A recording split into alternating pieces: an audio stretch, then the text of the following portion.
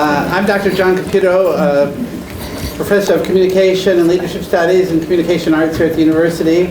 And I'd like to welcome you to our talk tonight. I call this series of what we do Thinking Out Loud. It's an attempt to think out loud with a person of scholarship and activity and things that bring enlightenment to our community about things that we don't always think about every day in our regular work at the university, but brings new, fresh ideas to that. So I'd like to thank all the students who are here in the audience. I recognize faculty and colleagues from the university and other universities here in our audience, and we have a few administrative people in the audience as well, and community members who are always hoping to kind of reach and cross between university and community and make this one kind of place to share what it is we do. There's one other person I'd like to introduce before we begin tonight, and that's one of our co-sponsors for tonight's activity. I mentioned that I actually teach in two different departments. One of them is the Communication Arts Department, and Megan Gallegos, who is the president of our chapter of Lambda Pi Eta, the National Communication Honor Society. Our chapter is Iota Rho. She's going to welcome you for that group as well. Megan?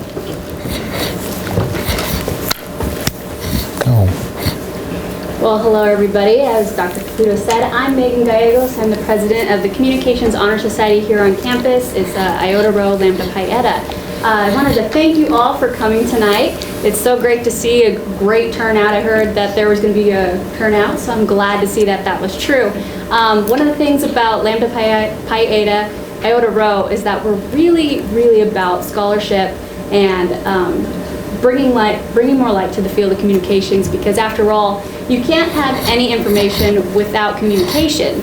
So I'm really happy to have speakers like Dr. Phillipson that come tonight. He's going to shed a little light, I guess, on international communication, cultural communication, and I'm really excited to hear it. So I thank you all for being here tonight. Thanks.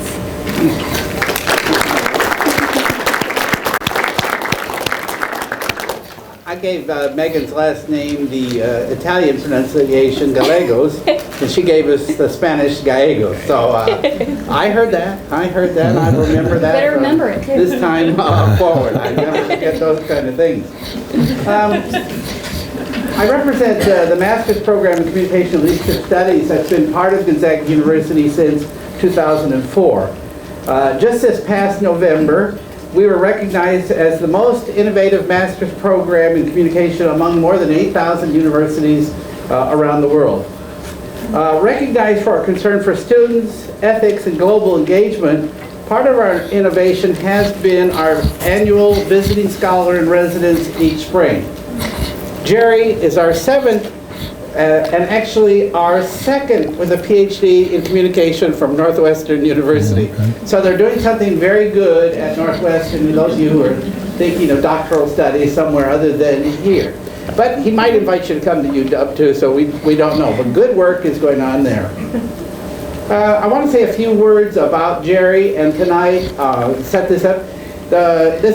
We're not used to having these kind of heavy lights on, but this is being live video streamed around the country because our master's program has approximately 500 students. 375 of them are all around the country, some really around the world. We have about 75 to 100 anytime here on campus who reside in this region as well. So in order to bring the visiting scholar not just in this room, but to the broader community, this is being video streamed.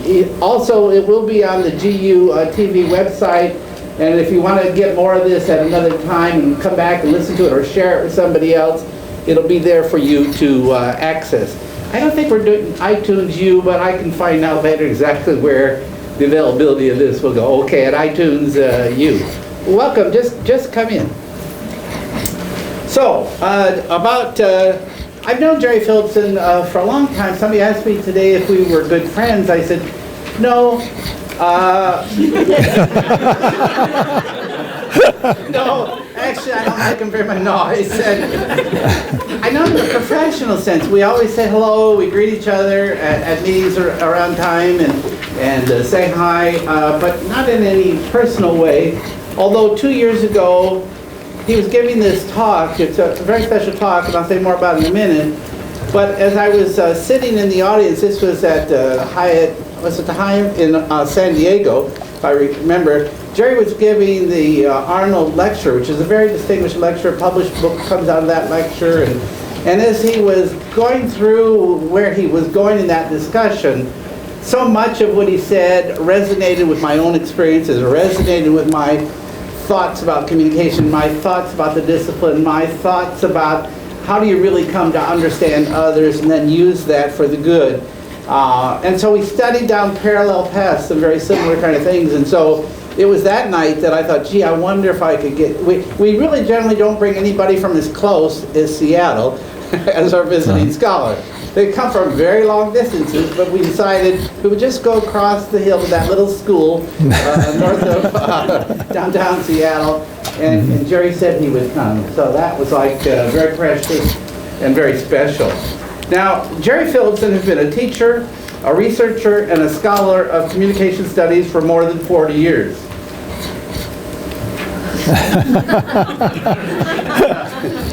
Hair. Here is Gerry leading a small group discussion with his class in the early 70s at the University of California, Santa Barbara.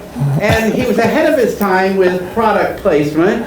Here he has a Panasonic recorder that he still claims is the best recorder he has for field work, that no digital media has ever surpassed. The quality, the flexibility, the usefulness of this recorder. Now, I don't know how much Panasonic paid him for that information, but Gerry even remarks here, because he does sort of an auto-ethnographic part down below, that here you can see him still with a whole head of hair, and we're all envious of that. Of course, he's had the wisdom to cut his hair, or I've let mine go nuts. So that's just part of our overlapping interest. The last 30 years, though, Gerry, I should remove your photo. You want to stay there?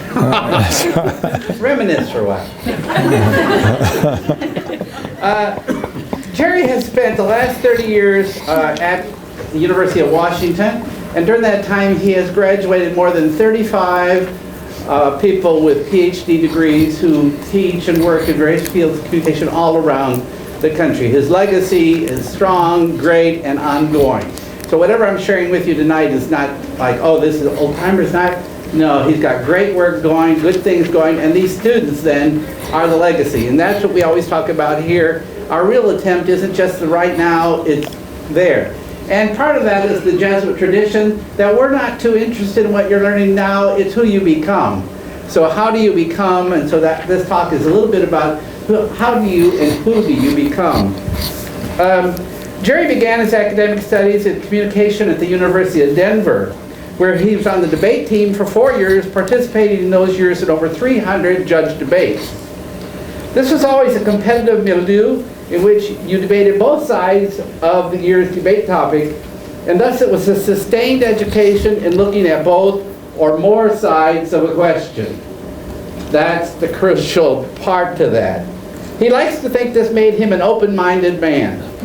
In 1965, he was selected as a member of a two-person international U.S. debate team, and in that capacity, in the winter of 1966, he visited 26 universities in the British Isles, where he spoke in the University Debate Union. I also was a college debater, and we went to Fresno State, so just a little further in his own thing. But I do know the value of college debate. Gerry went on to complete his MA and PhD at Northwestern University at a time of radical change in the discipline of communication. The field was changing from rhetorical studies of speech to a hybrid called speech communication, or as one of our former visiting scholars, John Stewart, called it, speech communicating. And finally, the field changed to communication or communication studies, and I would say it's evolutionary, who knows, next year what we'll exactly call ourselves, great talkers. And actually, communication studies is the largest undergraduate major in the United States. We sometimes think of English and psychology, but in this information age of communication, there's no doubt that communication has grown from that result. If you went on Google and Googled these terms, ethnography of communication, speech code theory, discourse analysis, or life among the Nakarima, that's American spelled backwards, the name that will pop up is Gerry Philipson. Gerry helped in the marriage of anthropology and communication. Not satisfied with rhetorical or psychological explanations of how people communicate and form speech communities, he wanted to know, what exactly do people do who engage in communication? And how do they know how to do that? His work was based on the earlier works in sociology, linguistics, and anthropology of Harvey Sachs, Basil Bernstein, Noam Chomsky, and of course Del Himes. And he pushed the field of communication and the newly emerging field of intercultural communication to look at and examine real, actual communication events by doing the messy job of studying in situ, working in the field, and building transcriptions for cultural analysis. Gerry claims he began some of this work on an actual failure at negotiating his ability to be part of a community. So this is just an aside to all our students. Failure is a great crucible for learning. So don't hesitate to take a chance and fail. It's how you do after the failure that becomes the most important part. How do you pick yourself up, dust yourself off, go that next step, learn that next idea, put that together, don't walk away ashamed, embarrassed, humbled, but do it. In comm leadership, we call that go big or go home. Now, Gerry has written many seminal works. I'll just list a few. These are crucial works. If you haven't read these, get them. The Navajo Worldview and Cultural Patterns of Speech, a case study in ethno-rhetoric, early days. Speaking Like a Man in Teamsterville, Cultural Patterns of Role Enactment in Urban Neighborhoods. Places for speaking in Teamsterville. Maybe not in this room, maybe so. With John Stewart, our former person here, Communication as Situated Accomplishment, the Cases of Hermeneutics and Ethnography. Speaking as a Communal Resource in Four Cultures. And the address I mentioned a few minutes ago, Coming to Terms with Culture, is Carol C. Arnold Distinguished Lecturer at the National Communication Association, November 2008. All are required readings, or should be, for anyone who wants to understand culture and communication. If your goal is to understand culture and communication, read this stuff. Read this stuff. Tonight, we can share in the wisdom of Dr. Philipson as he thinks aloud with us. Cultural codes of communication, what they are, and how they shape conduct and life in general. Gerry, we're honored to have you as our 7th visiting scholar.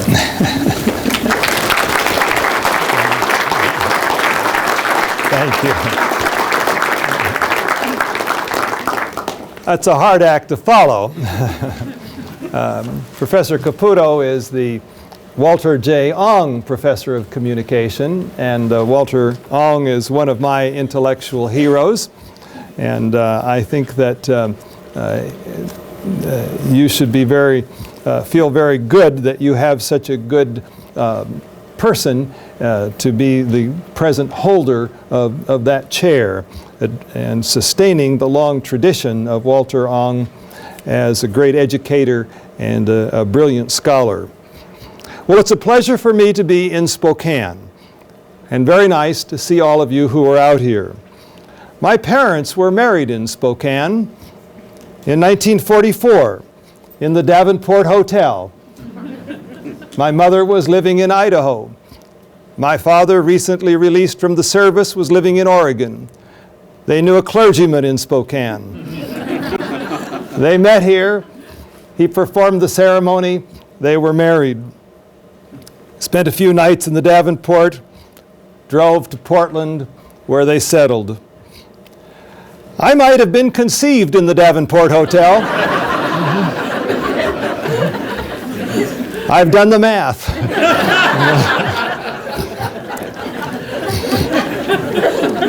Now you might think that's an inappropriate remark, not fitting for a scholarly lecture at a great university. Oh, maybe you enjoyed it as a gentle tweaking of the social structure. Or perhaps, and this is probably most of you, you just thought it was plain sophomoric. No offense intended to the sophomores. However you interpreted my remark, you were focusing on the subject of my lecture, cultural codes of communicative conduct, what people may say or must say in the context of a particular community, what they are and how to discover them. It's also a pleasure to be at Gonzaga, and for the first time for me to speak at a Jesuit university.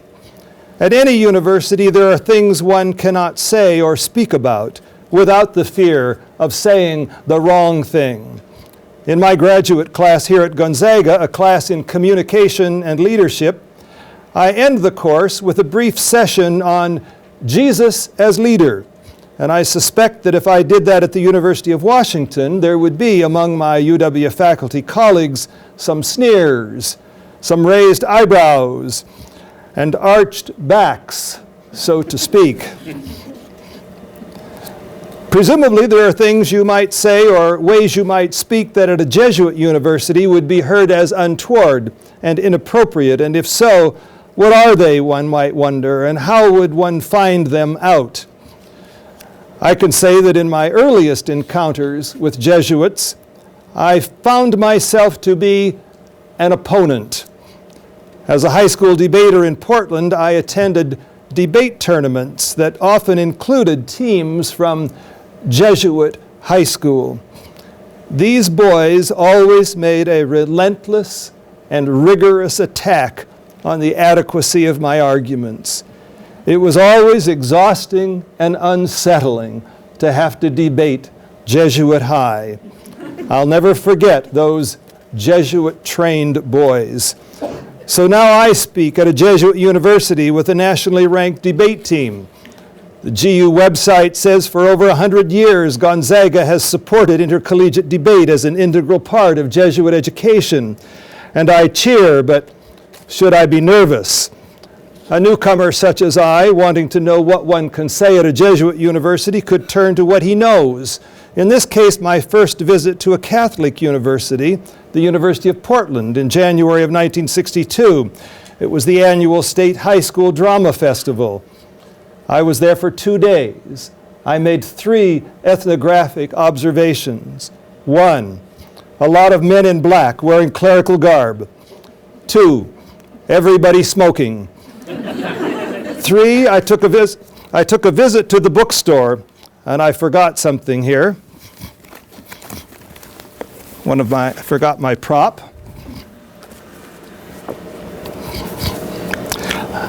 Made a visit to the bookstore. I'd never been to a university bookstore. That was an experience in finding one's feet in a certain kind of place. And I looked around and I noticed that it would say what course a book was for and how much it cost. And I saw one big supply of books, more than any other book that they were selling. And the students were just arriving on campus. It was the start of the winter semester. And that book was this one, Basic Logic. Raymond J. McCall, PhD, professor of psychology and philosophy at Marquette University, and had been at many other Catholic universities. The subtitle, The Fundamental Principles of Formal Deductive Reasoning, cost $1.50. At the time I worked in my father's grocery store, he paid me the union wage for a junior clerk. It was $1.47 an hour. So 1 hour of my labor got me this book. Inside University of Portland, this book belongs to, and I put my name, Phillipson. Now, why did I buy this book? Well, it was January, my senior year. By April, I hoped to be admitted into the state debate championship tournament at the University of Oregon in Eugene.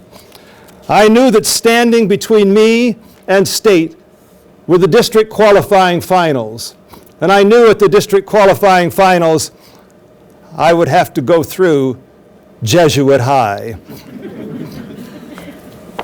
I bought this book. I might be able to beat them. Well, now I've been at Gonzaga for 3 days. And I did a little field work just as I did 40, 50 years ago at University of Portland. I saw one man in black. I think he was coming out of Administration Hall. He wasn't smoking, had a cell phone to his ear, got into an Audi, and somebody drove him away. I think it was a man in black. In my 3 days here, I saw one person smoking. I think it was a student. Looked kind of scruffy. I went to the bookstore, and there I found this book. I'm trying to figure out the culture here now. What is important? You know, basic logic, that was important at the University of Portland, circa 1962. I found Making Room, Recovering Hospitality as a Christian Tradition. I looked inside, it's written by a Methodist. It's assigned for a course in the doctoral program in leadership studies at Gonzaga, taught by Sylvia Berend. Looked her up online this morning. She's a Unitarian minister. So then I walked over to the philosophy department, and I noticed that there were multiple copies, multiple sections of Philosophy 101, many different books on reasoning and logic. So the tradition seems to be sustained. So what do I make of the culture into which I have come? It's quite difficult, quite complex. The one thing I can say is that I've heard more about social justice here than I have about the Aristotelian syllogism. Perhaps we need here a method and an approach into how to learn culturally distinctive codes of communicative conduct, something that goes beyond my offhand observations and comments. And now I want to begin to present to you some of my teaching, a portion of my teaching about how to learn culturally distinctive codes of communicative conduct. And I begin by talking about an early experience that I had, the one that inspired me and motivated me to begin to learn this art of discovery and to move my area, my emphasis of study in graduate school to this particular subject. The place was Bridgeport, Community Area 60 in Chicago, a neighborhood on the near South Side, a multi-ethnic neighborhood, Italians, Catholics, Polish, Germans, some Lithuanians, an all-white neighborhood and multi-ethnic. I had been sent there because I needed to have a job. I needed to take a job. I was in the middle of my graduate program. And so I went there on a 2-year assignment. My job was this. There was a community center in the neighborhood, and it provided many services to the neighborhood, and one of them was a group work program for children and to some degree for adults. Principally, it was children ages 7 to 17 who would come to the center, the community center, 2 nights a week for the older kids, 2 afternoons a week for the younger kids. We also had a day camp and special trips on weekends. They came for character building activities and for recreation. But there was a problem when I took this job in early January, because the previous director had been released. And what I discovered after I took over the position was that the settlement, or the community center, was a settlement house, but in the West we would say community center. The community center management was considering dropping the program that I was to administer because, as they sometimes say, the inmates had taken over the asylum. The problem was that the kids were harassing the staff, would occasionally lock staff members into a room in the basement and then leave the building, would torment the staff, would write on the walls, with marking pens, would refuse to leave the building when they were supposed to do so, had not quite yet been doing vandalism on the outside of the building. It was chaos. Oh, and by the way, I was told, there is a fee for these young people to belong to the settlement program, and 90% of the families have not paid it, and we would like you to begin collecting that. That was the task I was assigned. Now, I went into this with a great deal of confidence. I had entered other difficult situations, and I had had some modest success, and I felt I could be successful here. One of the reasons I was confident in my success is that I had learned a way of dealing with people in situations such as this. It was quite a simple way, but a powerful one that had been effective for me in other contexts. Involve people in problem solving.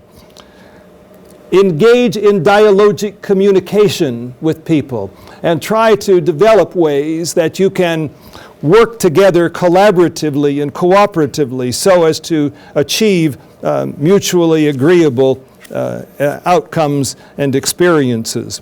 And so I began working my particular method and I had learned this in college and had it reinforced in my experience, and began communicating with people. I would bring one kid after another into my office and talk with them and ask them to help, and they would stand at the door and leave and would look at me and smile and say, well, yes, I'll help. And then I would have groups of them come in and I would talk to people in the neighborhood. Well, I did this for some weeks. And then after a few months, what I learned was, concluded, this was not working. Number two, not only was it not working, things were getting worse. The harassment inside the building was worse. The acting out inside the building was worse. And now they were starting to vandalize the exterior of the building. And my boss, 2 floors up from me, called me up and he said, Gerry, you've got to do something about this or we're going to have to terminate this program.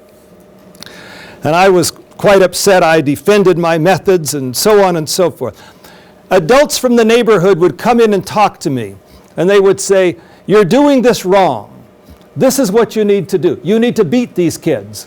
That's the only way you're going to control them. And I said, well, I can't beat the kids. It's illegal. They said, well, yeah, that's true. So then they'd come back again later and say, you've got to beat these kids. And I said, I can't do it. It's illegal. And they said, well, all right, send them to me.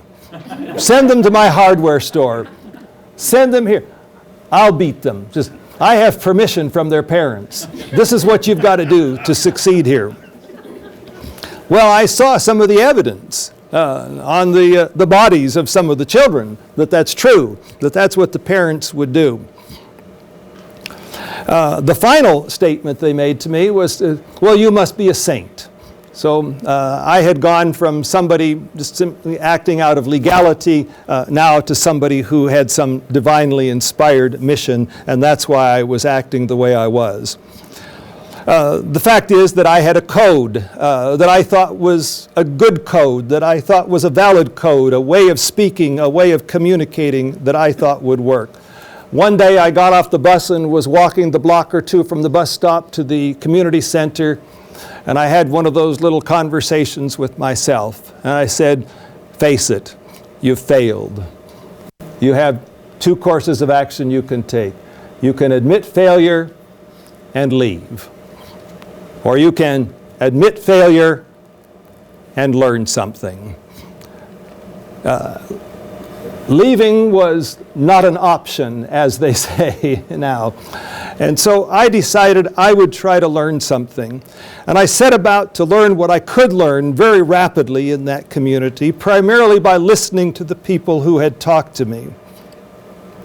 And what I learned immediately to some degree, and then over the next 2 or 3 years, eventually to a greater degree, was something that I was able to validate through many conversations and interviews with people in the neighborhood, many experiences, a great deal of observation, was that my failure was this. I was using a resource that I valued, that I thought was ethical and efficacious. involving people in participation and communicating through speech. But in that community, for a man to use speech to discipline a boy was to render oneself as not a man, not a real man, not a true man, not a virtuous man. They had some other words that they would use to describe that as well. I think you get what I'm saying. And so not only was I ineffective, but I became a person who was actually untrusted and feared. This is not a man we can trust to be around our boys and girls. He can't protect them, for one thing, against any harm that might come, because this is not a real man. Well, I changed my methods. I changed my methods to someone who was more authoritarian, more willing to assert raw power, and the bottom line, who could say to a kid, if you don't do what I tell you to do when you're in this building, I call your father. I knew that would work. It did. Very rapidly, things improved. It changed. I went as far as I could go to do what needed to be done in that situation according to the local code, and yet retain some sense of integrity and some sense of loyalty to my own code, which was quite different from that of the men and the women in that neighborhood. At the end of that experience, everything was going well in the program. The people were paying their dues. The building was safe and sound. The children were acting in a reasonable and cooperative and obedient way within the building. And it was time for me to go, and I did. I went back to graduate school, and shortly after returning to my doctoral program, I changed my area of emphasis from the experimental study of small group interaction and small group problem solving and decision making to the question of how to study and learn the cultural codes of communicative conduct in particular communities. Because I had become convinced through my reading on the one hand, but on the other hand, through my personal experience, that the possibility is high that when one moves from one community of discourse, one speech community, one group of people to another, that communication might have a different value. Communication, and particularly speech, but other modes of communication, might have a different power and force and efficacy and legitimacy. So I studied anthropology, linguistics, rhetoric, communication, and tried to learn a new field that had just been introduced in the Academy of the Ethnography of Speaking, which is an approach to the study of communication in different cultural contexts, so to learn how to do the kind of thing that I had tried to do, which was to learn a cultural code in a particular community context. Okay. Now, I need one of my handouts here. What did I do? I didn't bring one. Okay, thank you so much. All right.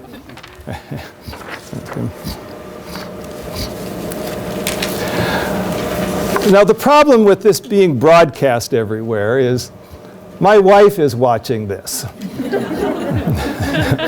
Yes, I know, dear. I should have had that up here.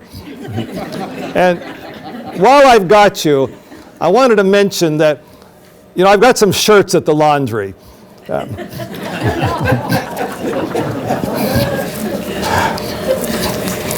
I'd like you to turn to page 1 of this and turn to item 2, or turn to item 1.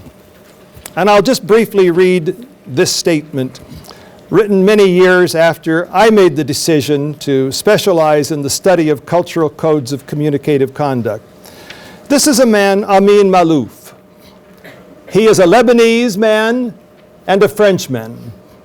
He is an editor and an author and a novelist. He is a Christian and an existentialist. This is a man who embodies diversity. If you looked at his family history, you would see all sorts of things, various strains of Catholicism, Methodism, and a variety of other things. A truly diverse man. He writes We all have to live in a universe bearing little resemblance to the place where we were born. We must learn other languages, other modes of speech, other codes.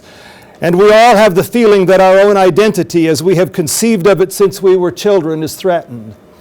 I look back to my Bridgeport experience, and I think that was me. That was true for me. I had to learn another mode of speech. I had to learn another code. And I had the feeling that my identity had been threatened. My identity, Gerry Phillipson, is capable of going into a community, communicating and solving problems. Gerry Phillipson is able to go into a community and work with people so as to reach mutually acceptable understandings. But now, Gerry Phillipson was a failure. Gerry Phillipson equals failure at communicating with people. And so my identity that I had conceived of since I was a child, or later than that, is threatened. Now turn to the second passage that I've given you here, number 2. And here is a statement made by someone face to face to me. It's Rachel. Rachel is a woman who has a bachelor's degree in communication from an American university.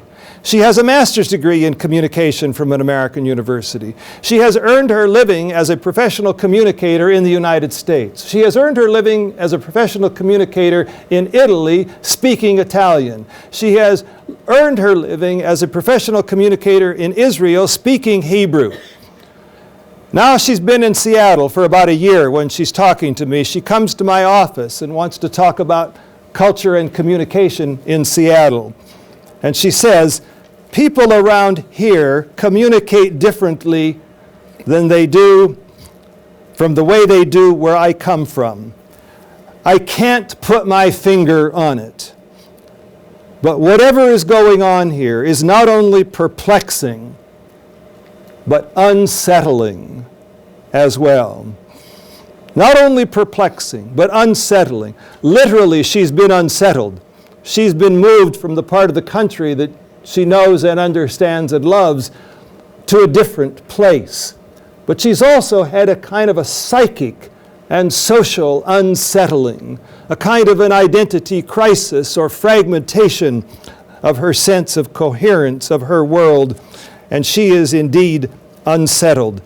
Now the question that I put to you tonight is, how might Rachel put her finger on a cultural code of communicative conduct, what I call a speech code, and thus have made a good start at finding her feet on some unfamiliar cultural terrain? The core of my teaching on this matter is found in items 3, 4, and 5 below. Before I turn to those, I'll say just a little bit about how I came to the core of my teaching on this matter, of how to address the question of how to put your finger on a cultural code of communicative conduct. I derived my approach from a series of experiences that I had in working on and constructing accounts of cultural codes of communicative conduct in 2 American cultures. 1, the Bridgeport culture, and 2, what has earlier been referred to as the Nakarema, American spelled backwards culture, a broader American culture, a code in which such notions as communication is the solution to your problems has a central place. We'll come back to that a little bit as we go along. But then over the years, I had the fortune to work with a series of good graduate students, and John has mentioned this. And over the years, they went out into the field. They would go somewhere for a year or more. In many cases, they had learned a foreign language that they would be using in the field. And they went to Israel, Colombia, Germany, Spain, Nicaragua, Mexico, Egypt, Guam, China, Japan, and many places in the United States, including the latest one was an ethnography of speaking of nanoscientists at the University of Washington. Boy, have they got a code. What they mean by communication is that we need to be able to transmit what we know to you. We're not interested what you might say to us.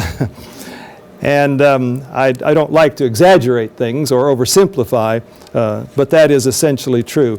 The latest one, that is the next one to be finished, is a woman who is studying online interaction between English teachers sitting in America and Chinese learners sitting in Peking. And she's studying the codes that underlie, that get revealed in this interaction. It will be another fascinating study. But as all of this information came in, where I had dozens of studies that had been produced, some of which I had been produced, most of them by other people, and many of them by people at other universities that I had nothing to do with, I took a moment, or a few years, I guess you could say, to sit back and say, what did I learn from all of this? What could we learn from all of these studies being done at UW under my supervision in 9 different language varieties, elsewhere in many more? Is there something we could summarize about how communication and culture work together? And I developed a theory that I call speech codes theory that has 6 empirically confirmable propositions that were developed out of this body of data. And I wrote a paper on it called A Theory of Speech Codes. The reason I wrote that paper was 2 things. One, I wanted to force myself to try to synthesize what I thought I had learned. And I did. I did the best job I could do to draw whatever inferences I could draw about how, in general, communication and culture work together everywhere in the world. The second reason I did it was I wanted to put it in black and white and then say to people, now criticize this, attack it, challenge it, improve it, refine it. This was a heuristic or a learning move to try to improve things. Now, at this point, tonight I'm going to talk about, well, and so that was a sort of, there was a very simple process of learning. What Dr. McCall calls a process of incomplete induction, where you have a series of instances and you look across them and then you say, okay, I draw a conclusion. I think that's the way it is. It was that, no more, certainly, but no less. One of those propositions is what I call the discovery proposition.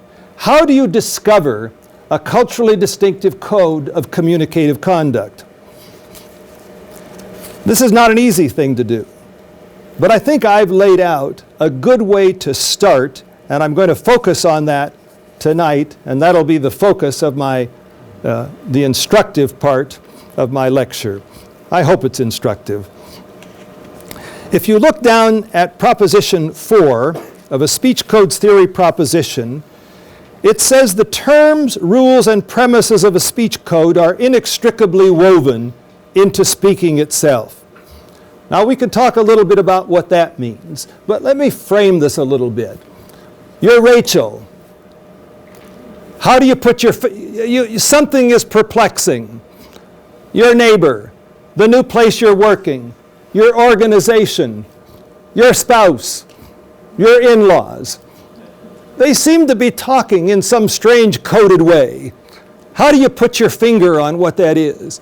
How do you grasp the code behind that enables you to understand what it is they're saying, if you could? And speech codes theory says, look, this is what to look for. This is what to listen for.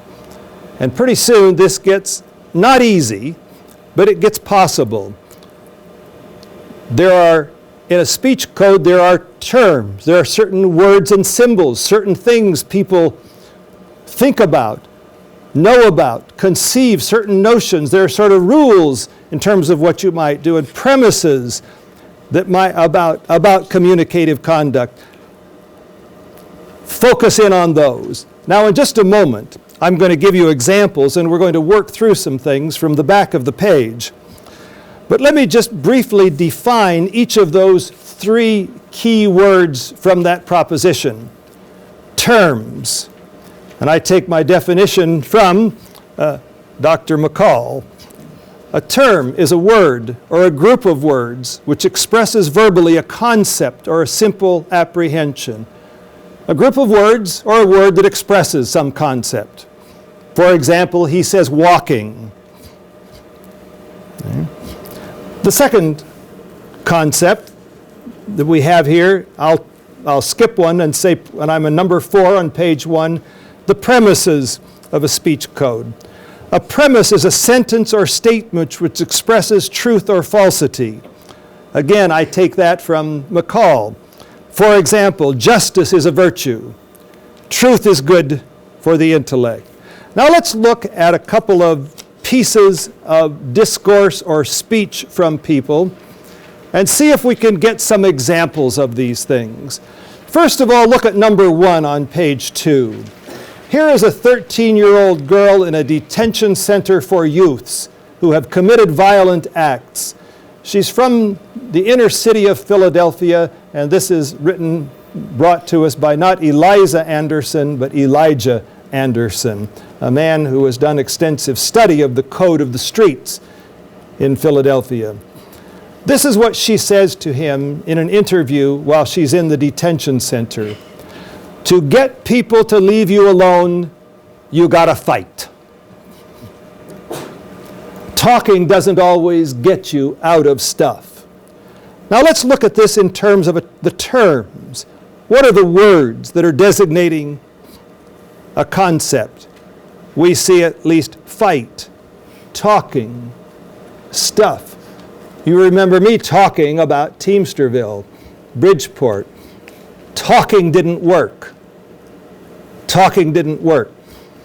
I went in there with the notion talk works, with the concept or the term talk, and what works, and talk and communication. Those were two of my key terms that I would use. She talks about talking stuff and the concept of fight. Now let's go to example 2 here, and we'll come back to 1 in a moment. This is a woman writing as an advice columnist in the magazine Ebony and in the column The Ebony Advisor. Somebody writes in and says, I can't deal with my mother. What do I do about my mother? And so the advisor says, if you can find it in your heart to keep the channels of communication between you open, try to do so. Explain to her that she can forget it if all she wants is continued control over you, and the only mother-daughter relationship that interests you is one in which she respects you as an adult. Notice in this passage, we have some terms. Some of the key terms are, you can find. It's a very American expression. You can do it.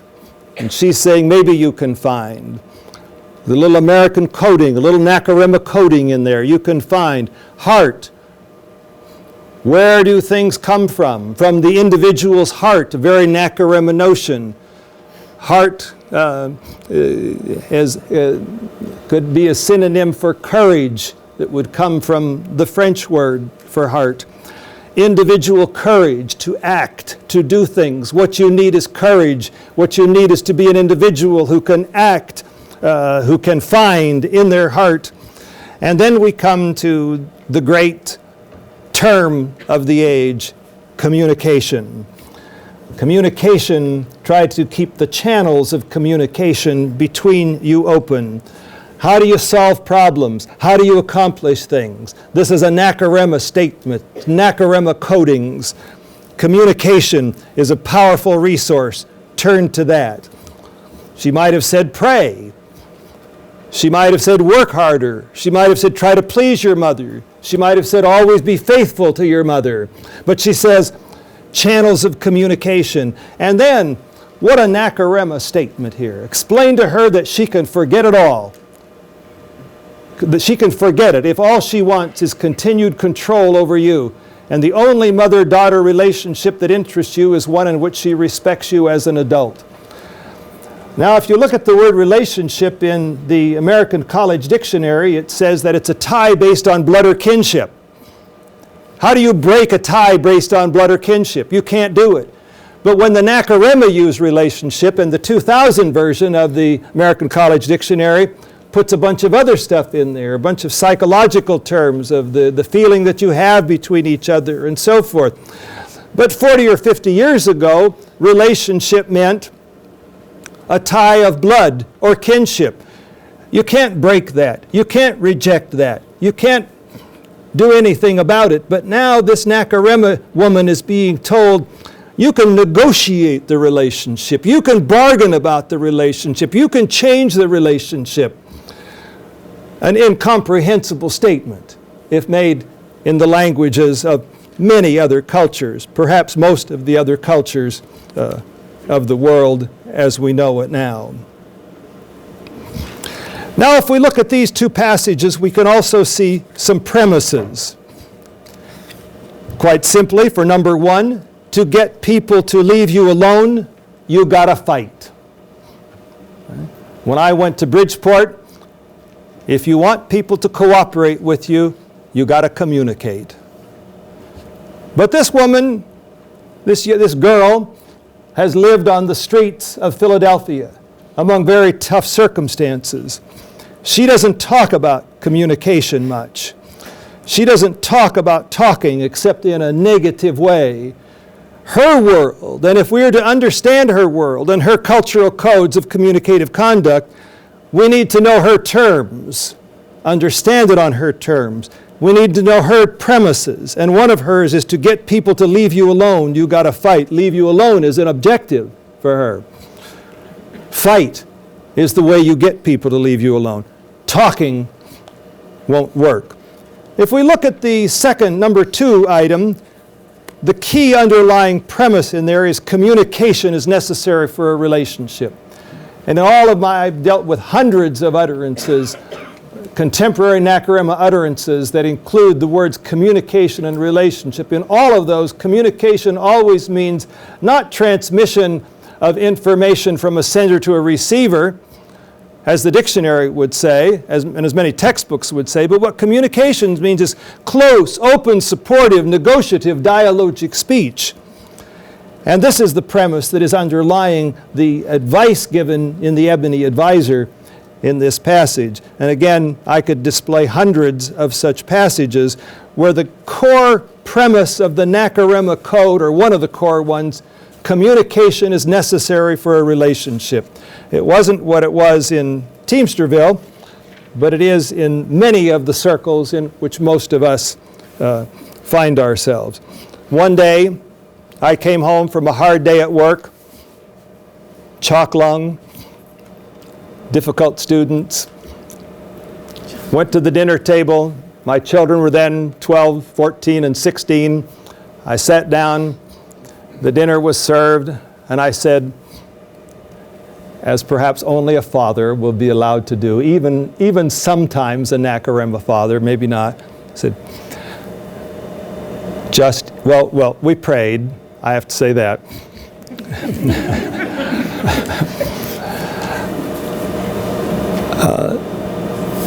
All right, just eat.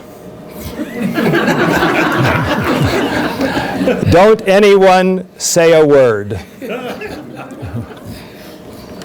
So they all went, okay, what's this?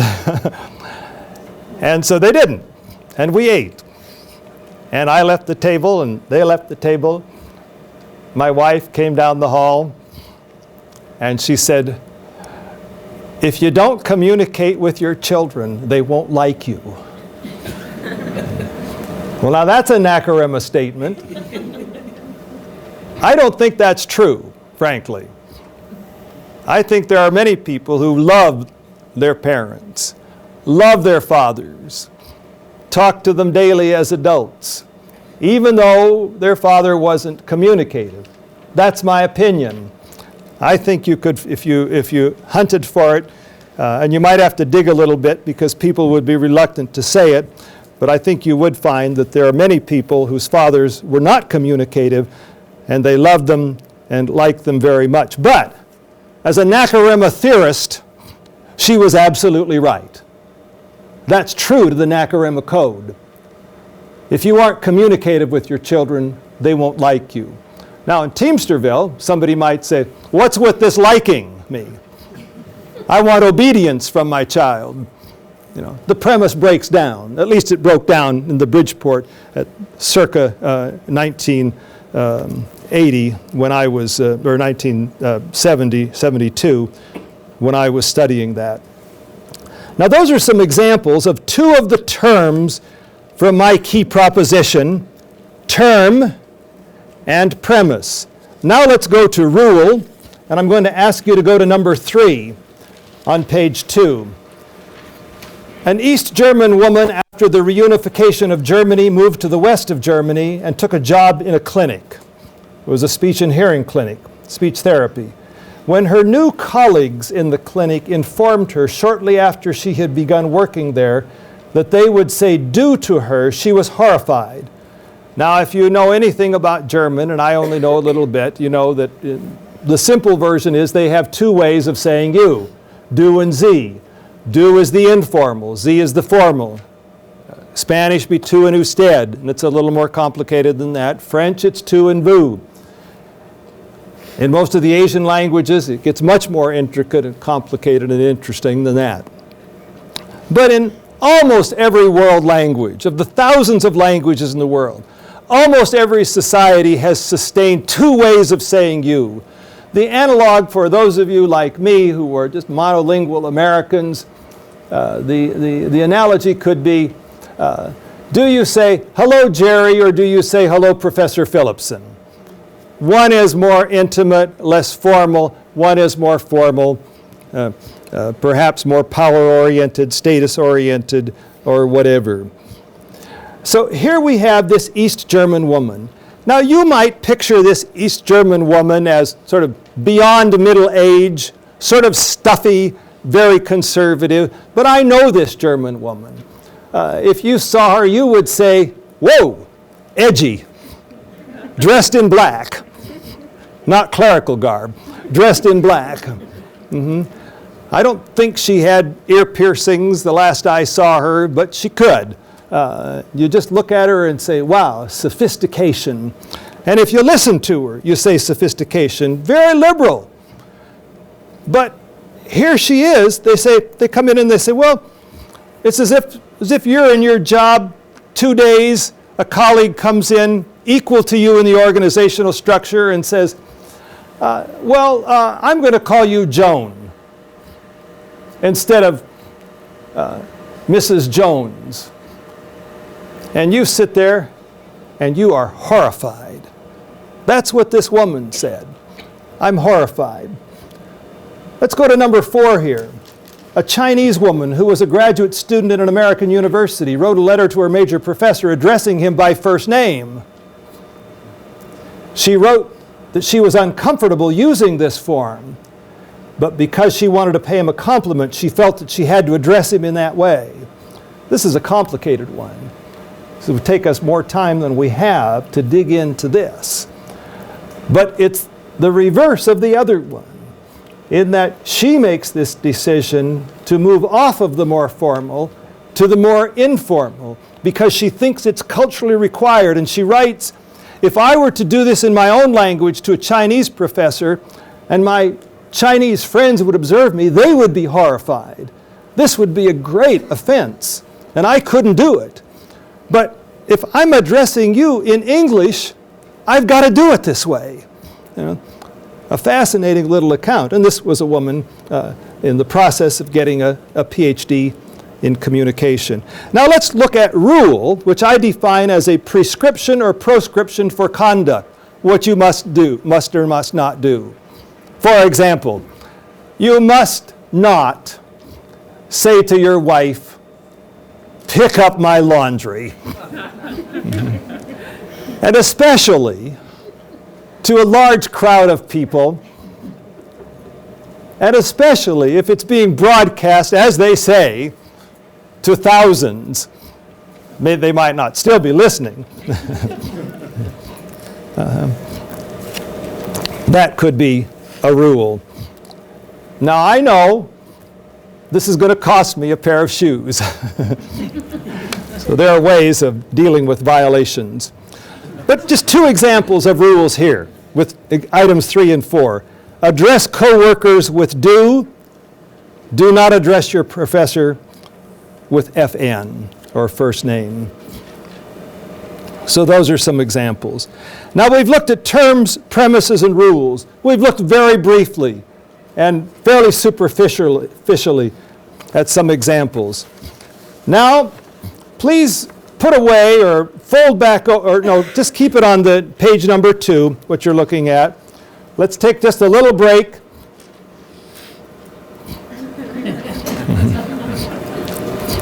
All right. I'm going to look at the page here. Okay. This is a fill-in test. Now, the reason that I do this test is because I want to draw attention to, I want to emphasize something. I feel I am teaching you or trying to teach you something. Maybe you already know it. I'm aware of that. But I think I've got something here that really works in a crisp, powerful way if what you ever want to do is to learn, to discover, or try to discover a distinctive cultural code in some community. Oh, I have to cover part of this. Okay. Okay. Okay. Whoops. Okay. All right. I'm a little techno-challenged. Well, more than a little.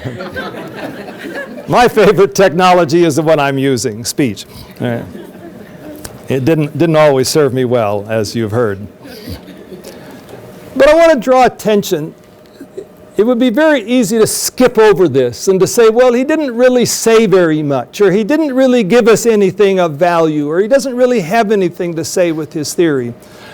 But what I've learned is this. I've worked with people for 40 years. I've had people come to my door, and they say some version of, there's something going on somewhere, and I can't put my finger on it. And so I've tried to come up with an answer to the question of how. And I think I have. I didn't invent this. Other people thought this up. I don't take credit for it. I knew about this from readings several years after I had been studying this subject. But it only sunk into me after several of those years. But now I've worked through this question with dozens of people who have gone out and have been successful, have discovered a cultural code. And I really think if you zero in on this and not something else, and that's part of it, this and not something else, you're going after it in the maximally productive way. And if I'm wrong, please write me and let me know, because I want to find out if I'm wrong. Now, what do we say here? The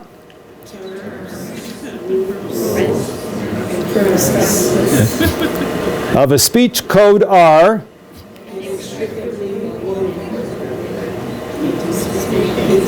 to speaking itself. And by speaking, I mean all the modes and means of communicative conduct. Very good. Some of you passed. All right.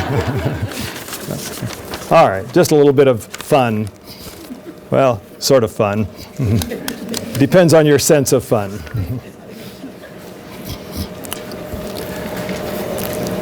Now, I'm going to give you another story here. And in this story, you can listen to it and you can apply this teaching. It might not for you be a learning, but you can apply this teaching as you listen to the story. And I think you will hear some of these terms of this premise illustrated in this particular story. It's a true story, as true as I can make it. Several years ago, one of the doctoral students of a former doctoral student of mine and a woman from Massachusetts, and a man who got a PhD in political or international relations from the University of Geneva. He is also an American. Got together and developed a project. This project was to respond to an expressed need they heard from several international organizations, including the United Nations, who said, we have to go into places where there is a humanitarian problem, where there's a development problem, where there's a security problem, and make policy to try to help people in those very difficult circumstances, and frequently in a post-conflict situation where there's been armed conflict recently. And they told me something that I've since heard by many top UN officials. Then at first I doubted this, didn't believe that it was true. They said that everybody that they've talked to in the UN says, we have no way of getting information about local cultures when we try to do that. We have our offices in the capital city in the country. What we do is if there's something, an outbreak of violence in the north, and we want to understand people in the north, we give a little survey to a couple of people in the office and see what they think.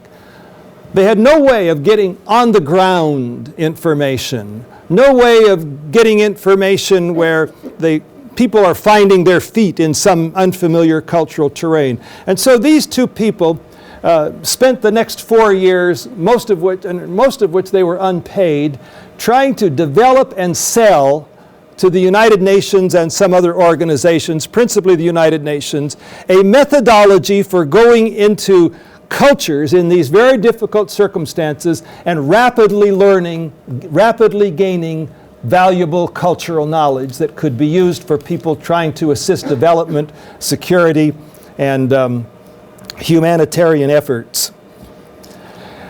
After they had developed their methods, much of which is based on this speech codes theory that I'm laying out, and this proposition, the terms, rules, and premises of a speech code are inextricably woven into speaking itself. They got funding from the governments of Norway, Sweden, and the Netherlands, and they developed the methodology working out of the UN in Geneva, the European headquarters, and developed a pilot project. And their first pilot project was to go to Ghana.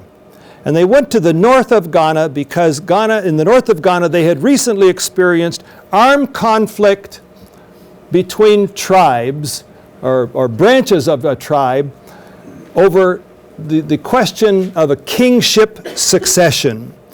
And so here was a situation where the local leaders, the national leaders, and outside organizations wanted to be able to find their feet in unfamiliar cultural terrain so that they could help people with the security problems that they were experiencing on a daily basis. People killing each other, their neighbors, their friends, members of their family, and so forth. And so they went on this expedition. They began by going to the University of Ghana, where one member of their advisory group, an ethnographer speaking, as it happens to be, had recruited some of the major faculty members from the Institute of Ghanaian Studies at the University of Ghana, the Institute for African Studies. Got some of these senior scholars there and some junior ones. These were people, native Africans, who had PhDs from some of the most prestigious universities in Britain and Europe and the United States. I won't name them, but you get the idea. And they met with them for 3 or 4 days, teaching them our method. Now, they had other methods. They had other ways of doing things. Their ways of doing things where you don't put your feet on the ground, as it were, and work from the ground up, but where you have some grand theory that tells you how the world works. So they learned our modest, humble method of paying attention to what people are saying. Try to build up their codes out of these seemingly silly little fragments of talk. And then they went with some of these gentlemen out into the field, because some of these gentlemen grew up in this area where there was the conflict. They came along as translators. They came along as co-field workers with the team out of Geneva. As somebody who had been interested in this methodology for a long time and had helped them to develop it, they invited me to go with them. I was able to go for 8 days, and I went as an observer. I watched and I listened to this team do their research. Their charge, what they were paid to do, was to go in and to learn what these Ghanaians thought about security. What was their local code of security? What were their terms, premises, and rules about what circumstances would make them feel secure, make them feel safe in their villages, their city, and their homes? And so here they go. Interviewed many different people, made many observations, talked to the royal court, talked to smock makers in the market, talked to school teachers, talked to mothers and aunties and fathers, and observed children in schools. And I went around and watched them do this and watched them conduct the interviews. Now I'm going to ask you just to think for a moment about what do you think they said, the people on the ground, the people who lived there. What do you think they said made them feel secure? And just do a little silent test of yourself. What do you think it was? I sat on a plane for 14 hours going from Seattle to Ghana, wondering myself, what would they say? You could probably read some books that would give you a hint to that or would give you an answer. In most cases, you can find that. Maybe you could for Ghana. I don't know. I just went in to see what these field workers would find out. The first thing they learned was, in the Dagbani language, security was not a big term. And so they had to shift it to protection. And all of a sudden, when they stopped asking about security and started asking about protection, people started talking, and they had things to say. Now, there was a learning right there. What are their terms? What are their words? Not communication for that girl in Philadelphia, but fight. Not talking, but fight. So what was their term? And they found out it was protection. And then what was the code that came out? Here's the way it goes. I think this will surprise you. I've given this test to, I think, about 40 people here so far, and nobody got it right. Nobody knew in advance, nor did I. And I had 14 hours on the plane to think about it, and I didn't get it right. 3 things. Wives who speak out against their husbands lowers your sense of protection. Useless and careless talk in the village lowers your sense of protection. What makes you feel secure? Attendance at funerals, weddings, and village baby naming ceremonies. Now I contend that if you got that right, that was a lucky call. I recommend you get on the plane and go to Vegas right now, just in case you've got a hot hand. But I don't know of anybody who's got that right. And I'll tell you who else didn't get it right at the beginning, before they went to the field. Those scholars trained at all these impressive universities who were native Ghanaians who had grown up in the region, they didn't get it until they went to the field and asked the right questions and asked in the right way. A methodology that zeroes in on what I consider to be a very humble methodology. And I'm going to turn in just a moment to my last point here, what I call a humble epistemology with regard to finding one's feet. Now, my wife and I have a running feud. It has to do with who is the more humble of the two of us. I think I am. She thinks she is. Now, she is 50% of her ancestry is Norwegian American. All right, she's already got a leg up on me. It's pretty tough to beat a Norwegian American in a humility contest.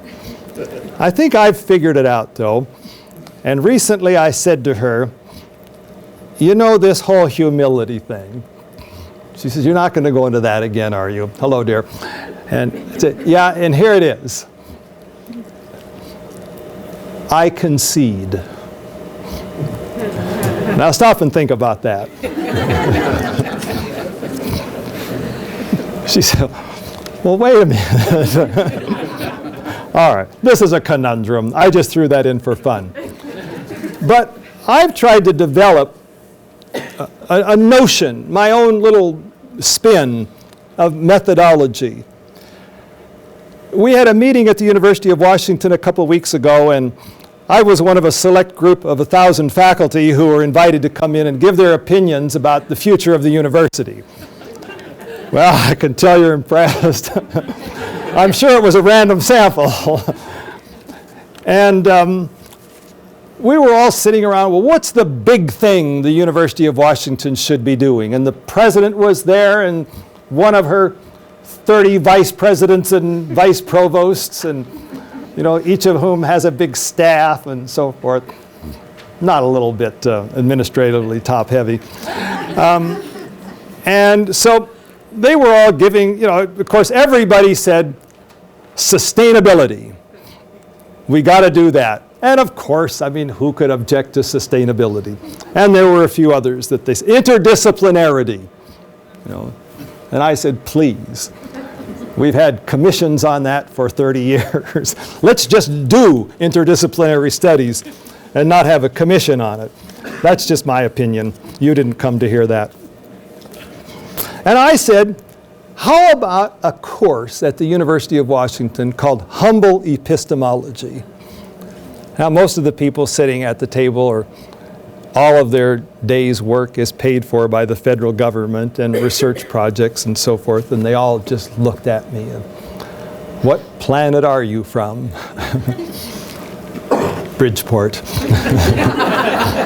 But I have my little thing here on finding one's feet in unfamiliar cultural terrain, cracking the codes, what I call steps toward a humble way of knowing, a humble epistemology. And I'm just going to go over this briefly here. Be open to the possibility that the directions you have for finding your way are wrong or incomplete.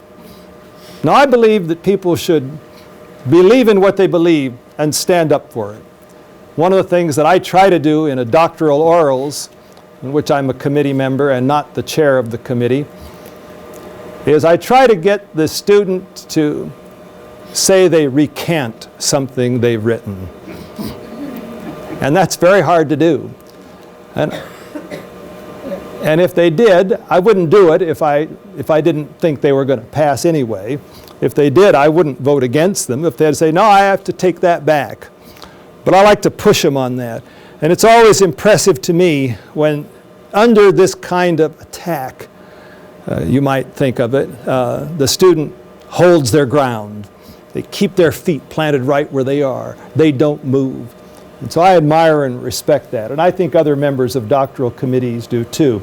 So all this says is be open to the possibility that the directions you have are wrong or incomplete. The second one is use taking wrong turns as an opportunity for learning two things: how to get where you want to go, but also use it as an opportunity for reassessing your own skill as someone who knows how to find their way. The third thing, find and use multiple indicators that you are on the right path. Maybe it would be a sign that says you're on the right path or that you're on a particular path. Maybe you'd have a map. Those are two indicators, a map and a sign. But use multiple indicators that you are on the right path when those are available. I would add in, trust those findings that are given, that are grounded in two different readings of the phenomena you're studying. And finally, and this is what distinguishes my humble epistemology from some others, pay attention, I probably should have said take seriously, pay attention to and take seriously what local guides say about where to go, that is, what to try to achieve, and how to get there. Now tonight I'm going to end by saying four things. First of all, I hope tonight you haven't heard from me too much useless and careless talk. I didn't say none. I said too much. I always have some. I like to have a little fun in the process. Two, I hope you find my humble offerings tonight to be of some value. Three, thank you for listening. And four, here the lecture ends.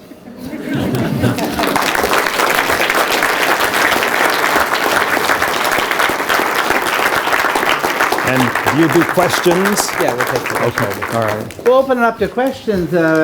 We have about 15 minutes or so left. Anybody have some questions for Dr. Phillips?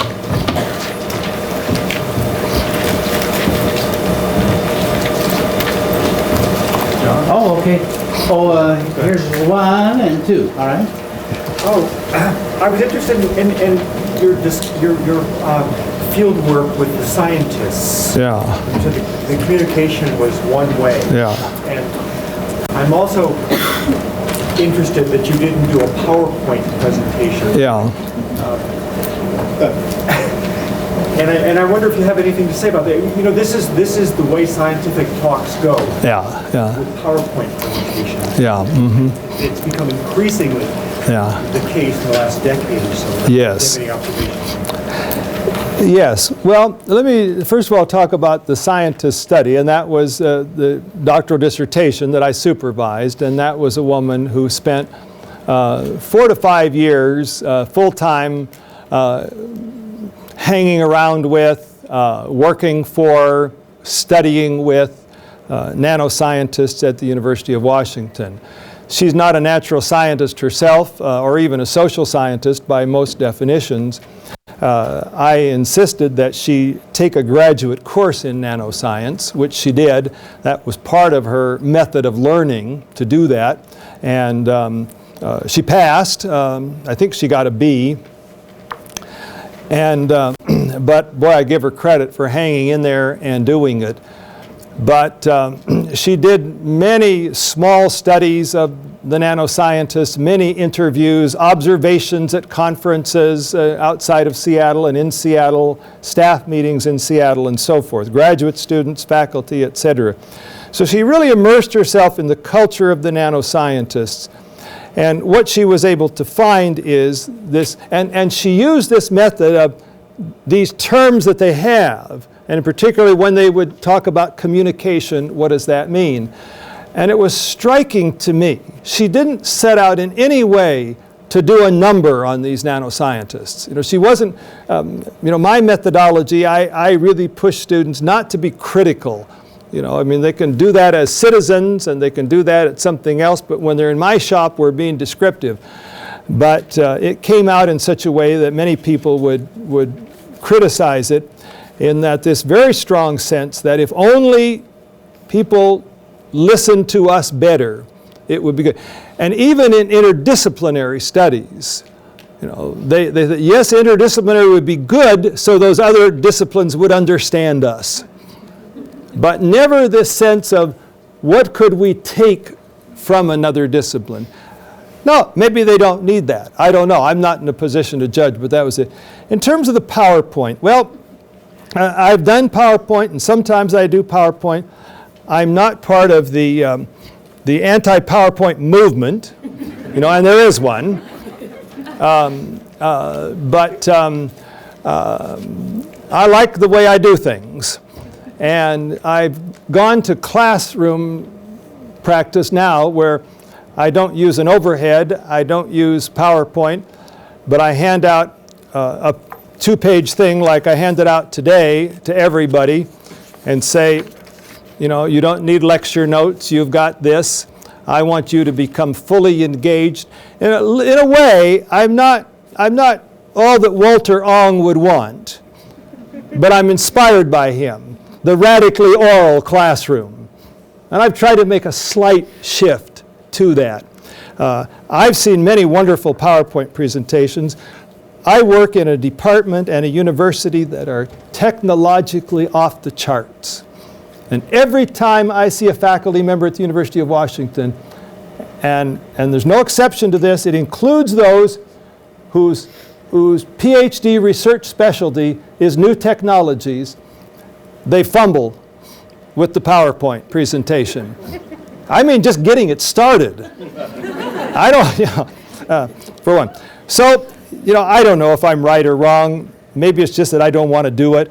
Maybe it's just that I'm 66 years old and I like speech, and so that's what I do.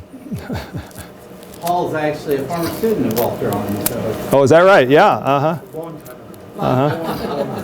Yeah. Okay, second question up there. Yeah, I'm sure everyone's dying to know this. Did you beat Jesuit High School for the Oregon State? I'll tell you, I anticipated that question. Are you a debater? I'm the debate coach here. You're the debate coach. Well, you know something about debaters. You know the code. And I can tell you, you know, most questions I get like that, I can tell you that. In college, I can name you people you know, and I can tell you when they gave me the wrong decision. And I can tell you when they gave me the right one. But I honestly don't remember. My best guess is that I beat them once and lost to them once. And I didn't make this Jesuit high thing up at all. I mean, this is a very distinct memory from my childhood. Nothing, you know, wrong with these kids as people, but I didn't want to go in the room with them. We did get to state, but I think more than one got to go to state. Yeah.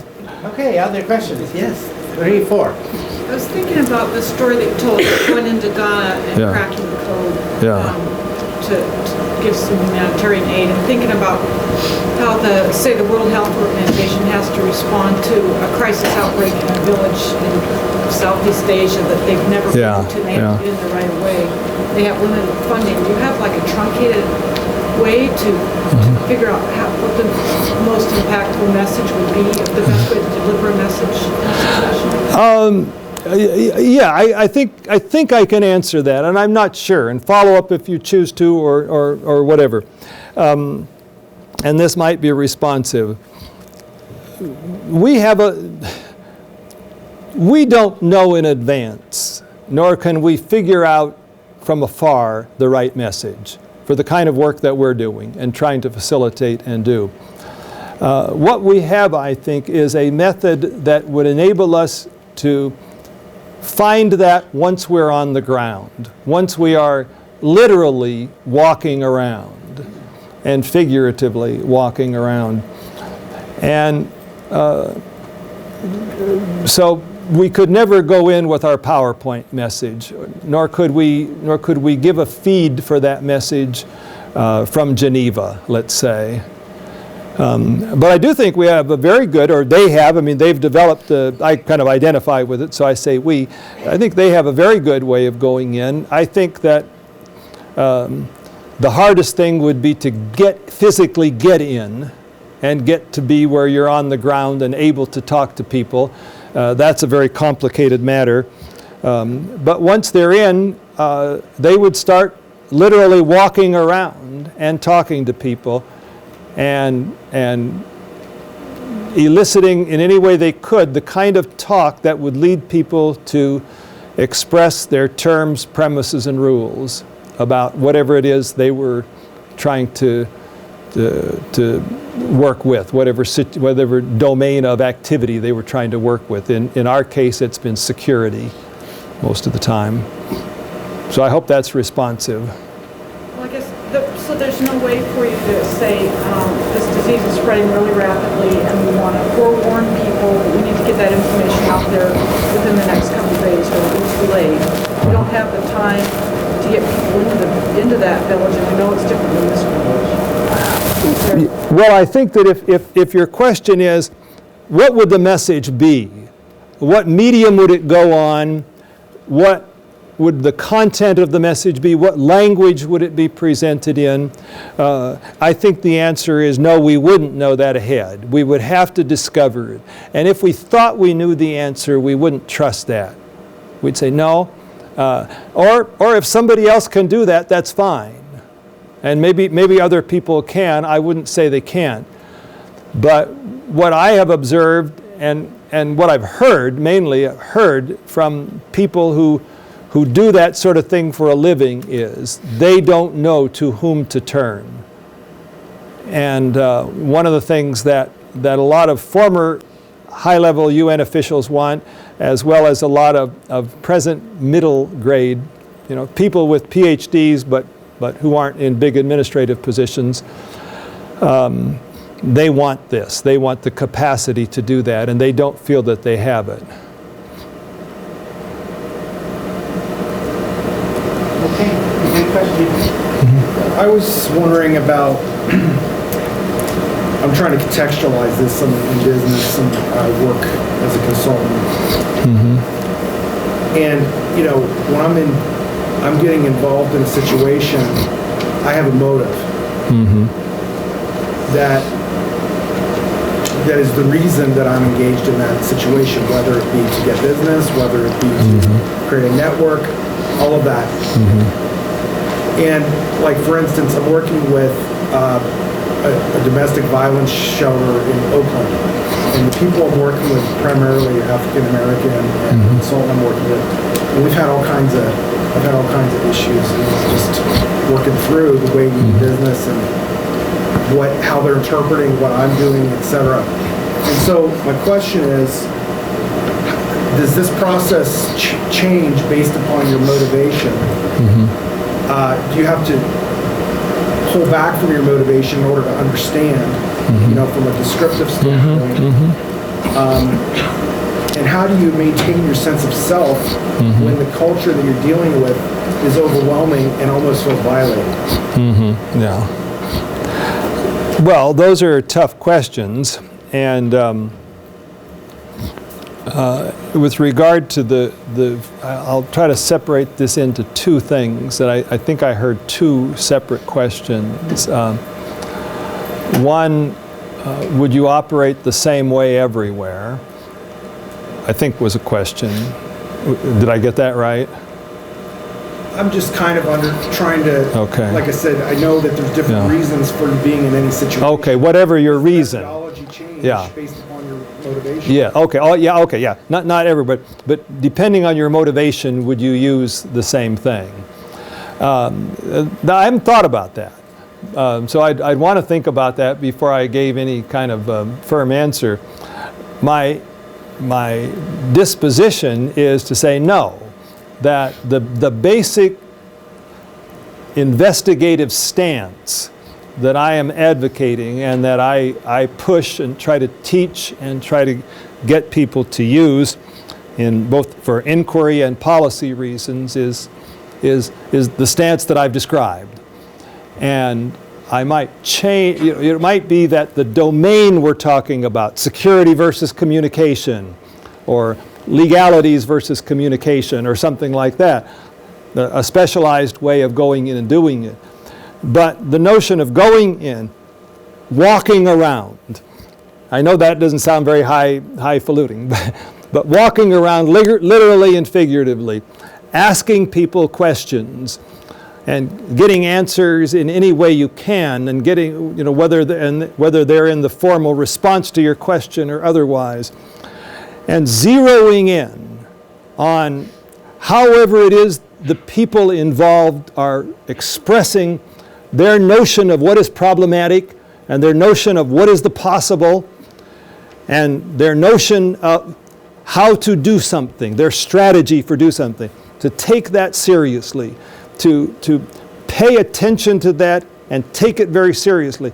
Not just to accept it hook, line, and sinker, but take it very seriously. That would be a universal, a constant of my approach. I'm not sure it would work with people with various motivations, and I understand people have various motivations that and can be honorable and so forth. But as far as I understand what you're saying, I would say that's what I would say. And what was the second one?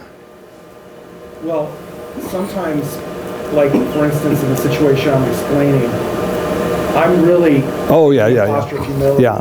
you know, in Right. the Yeah. process. Yeah. But sometimes it's, Yeah. I feel like I lose my bearings, kind of like Right. you said about Yeah. when you gave the first example of working with the kids. Yes. And that's where it's like, okay, where do I draw the line? Mm-hmm. What is, how do you frame, what are your boundaries? Yeah. And the culture you're dealing with doesn't even recognize those boundaries. Yeah, yeah. I mean, this of course is all as you know. Well, no. I mean, this is a very tough thing to do because if you know, I put a big emphasis on the local knowledge, local strategies, local lore. Just because something is local doesn't mean it's right or good, maybe even for them. And I come back to a similar thing that I just said a moment ago. One of the fundamental commitments is to take the local seriously. It doesn't mean necessarily that you buy it hook, line, and sinker. But then what do?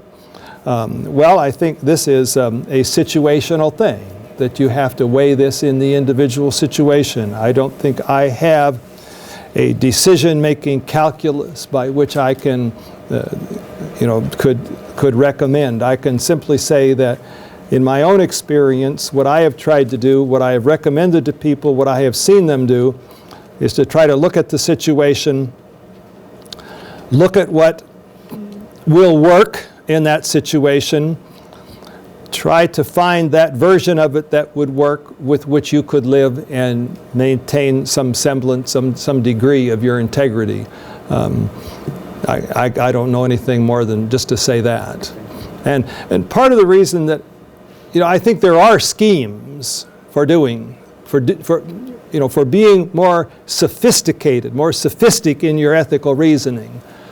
But my hunch is that they all boil down to making a tough call in the particular case. And as somebody who is, what I approach are those situations where, by definition, we don't know the answers in advance. By definition, the local reality must be discovered. And those tend to be things where you've just got to make the decisions, the judgments in the particular case. We have time for maybe one more question. So we have a burning question they want to get. Okay. I actually appreciate the meeting. I'm an international student here. I'm sorry. And, Can you speak a little louder? yeah, I'm an international student here in Gonzaga, and I appreciate the meeting we are having, but I believe that everybody here is interested because somehow is open or aware of differences and is open and interested in the discussion so we can have feedback and use it in the future. How do you deal with people who are not so open to this diversity? Because Gonzaga is, you were talking before about the culture of Gonzaga, and Gonzaga is going more and more into internationals. But bringing just internationals here and then not being very open to them, how do you deal with that? Yeah. Well, yeah, I think this is very important because when you use the word open, you are using what I consider to be a really crucial American code term.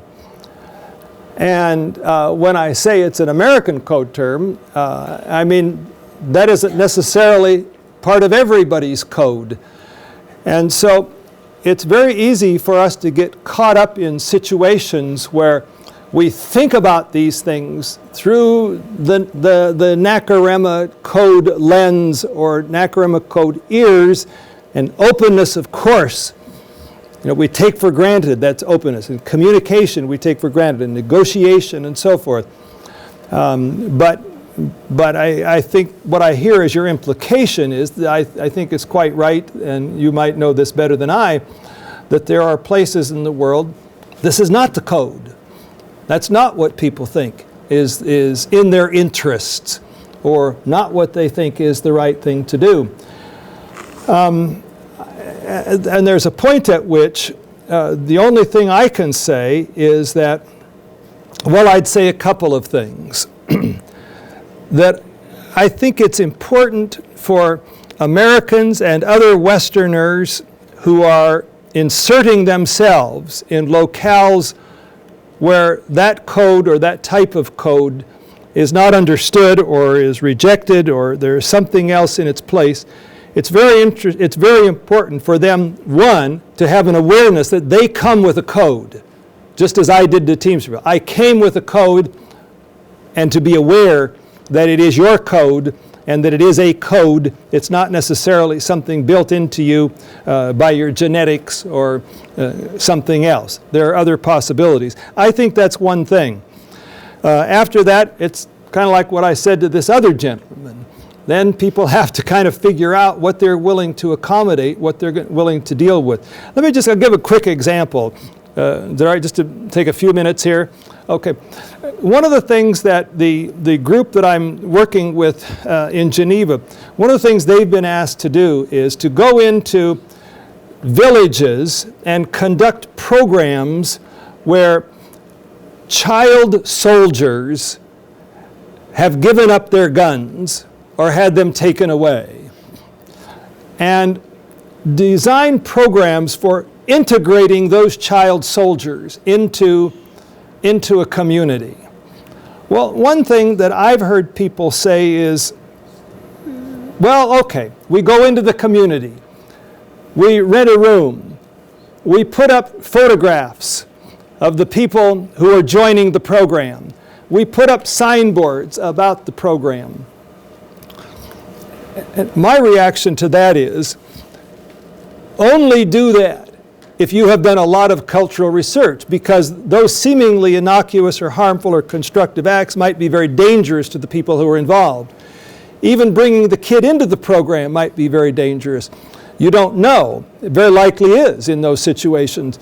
And so instead of what we need is communication, what I would say is what we need is information. We need local cultural knowledge before we make any of those judgments. So that's not the same as how do you deal with people who don't buy the code of openness. But my point is simply that those of us who are going into these situations where we have two codes, we need to be very aware that we bring a code. We need to be very open to discovering what is the reality on the ground. That if you put the child soldier's picture up in a community center room, there might be people who come after that child soldier and seize her or him and do great damage, perhaps even kill them. So before you use these things that worked in Belgium, spend some time in that particular community. So I realize I haven't answered your question fully. I mean, I think it's one of the questions of I could give you my theory of how to deal with that, and I guess it would be this. Figure out, if they won't talk to you, do you have a resource they want? That is, are you interdependent? And if they don't, well, pray or fight or something. But if they do, then demonstrate your interdependence. Take it away. And then say, we'll only give you that resource we want if you'll talk to us. And then there are a few things. I mean, that's the hard bargaining stance. And that sometimes, as a practical matter, that's what you have to do. We'll have a few minutes when we get done here, and if you want to come down and ask Gerry any other questions, he'd be glad to answer those. One of the things I'm asked sometimes is, how can we possibly afford to bring a visiting scholar to campus each year? Where does that funding come from? And Gerry and I were talking earlier in the day. We both were teaching in California when Governor Jerry Brown was governor the first time. And, he went by this name, Governor Moonbeam. That's what people referred to him as.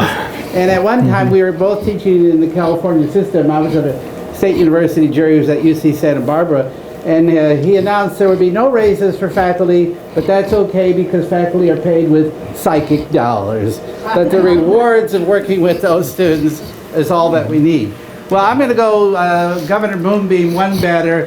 The way we afford our visiting scholars is we make them Zags for life.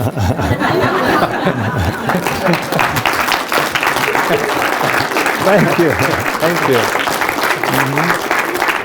So Thank you so Gerry, much. You'll be one of our faculty. Well, thank you. I'm proud to accept this designation. I thought you were going to say we asked them to make a donation. Well, that comes tomorrow.